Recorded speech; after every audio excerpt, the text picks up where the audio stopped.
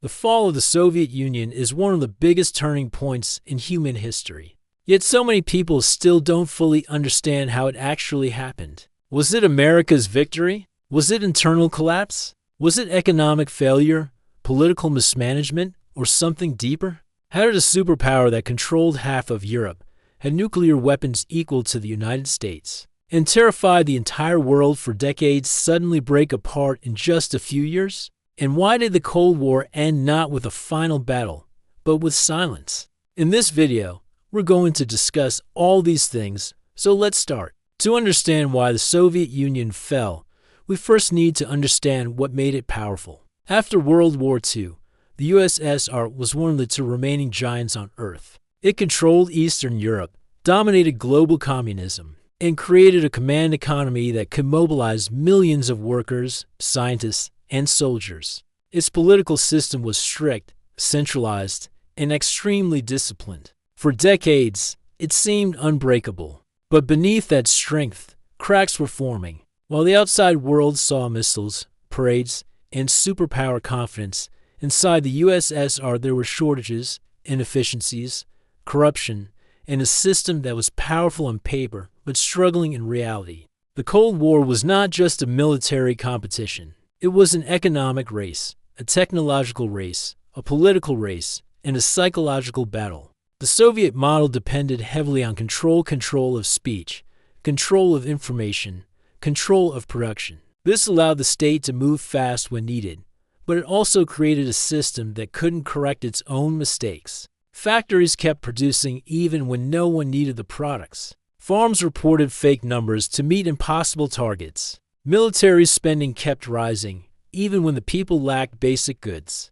The superpower was running at full speed, but it was running on broken machinery. Then came the leadership change that would reshape everything, Mikhail Gorbachev. When he came to power in 1985, he saw the truth: if the USSR continued on the same path, collapse was inevitable. So he tried to save the system through reforms. His policies, glasnost and perestroika, were designed to revive the Soviet economy and allow limited openness. But instead of saving the Soviet Union, they exposed everything that had been hidden for decades: the failures of the economy, the corruption of the elite, the anger of the republics, and the demand for freedom bubbling just beneath the surface. The Soviet economy was already struggling when Gorbachev attempted reforms.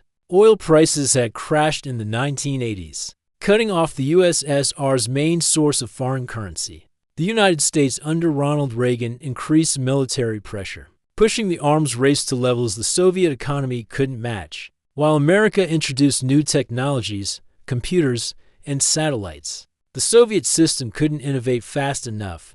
Western economies were exploding with growth, while the USSR faced empty shelves, low productivity, and technological stagnation. By the late 1980s, the gap between the two superpowers wasn't just military, it was economic, cultural, and technological. Gorbachev's reforms unintentionally weakened the tight control that held the Soviet Union. Together, glasnost allowed people to talk openly about problems for the first time. Newspapers started exposing scandals. Citizens began questioning the system.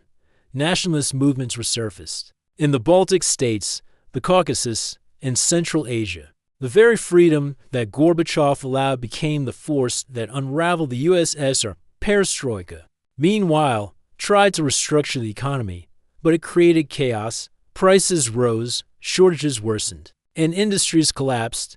Instead of saving the system, the reforms made millions of people lose faith in it. The Cold War was being won not on the battlefield but in the minds of people. The West's prosperity, freedom, and consumer culture were increasingly visible through television, radio, and smuggled media. Young Soviets compared their lives with those in Europe and wanted change. Eastern European countries, once tightly controlled, began breaking free. Poland legalized the Solidarity movement. Hungary opened its borders. East Germans crossed into the West. The Berlin Wall, the greatest symbol of the Cold War, fell without a clash. This was a psychological blow the Soviet Union could not absorb. When Eastern Europe broke away, it showed the entire world that the Soviet sphere of influence was crumbling. Inside the USSR, Political tension reached a boiling point. Hardliners in the Communist Party believed Gorbachev was destroying the state.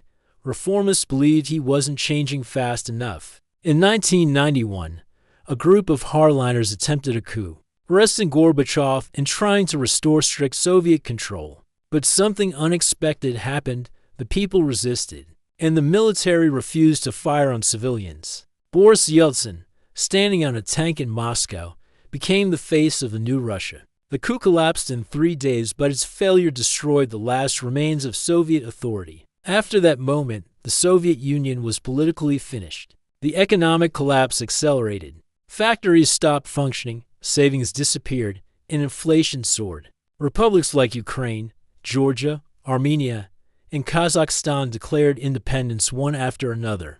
By December 1991, even Russia itself decided the union was no longer sustainable. Gorbachev, the man who tried to save the USSR, resigned on December 25, 1991. The red Soviet flag was taken down from the Kremlin. The Soviet Union, a superpower that once ruled half the world, ceased to exist. So how was the Cold War really won? It wasn't won with missiles. It wasn't won with armies. It was won through economics, pressure, systems, and ideas. The United States used its economic strength, technological innovation, and alliances to outlast the Soviet command economy. The pressure of military spending pushed the USSR beyond its limits.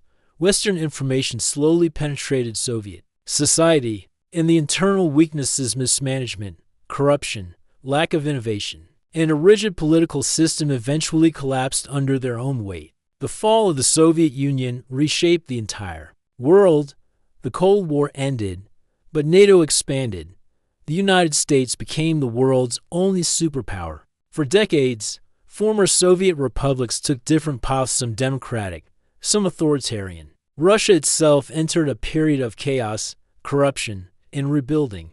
The global balance of power shifted dramatically, influencing everything from global trade to nuclear strategy to regional conflicts that continue today. Looking back, the Soviet Union didn't fall because it was defeated in a direct war. It fell because it was exhausted. It fell because its system couldn't keep up with a rapidly changing world. It fell because the people inside the system stopped believing in it. And it fell because the Cold War was not just a competition of weapons, it was a competition of ideas, technology, and economic endurance. The collapse of the Soviet Union remains one of the clearest examples. That power is not just about armies and borders. It is about stability, innovation, belief, and adaptability. The Cold War ended the moment one side could no longer sustain itself. And that is how a silent collapse reshaped the future of the world.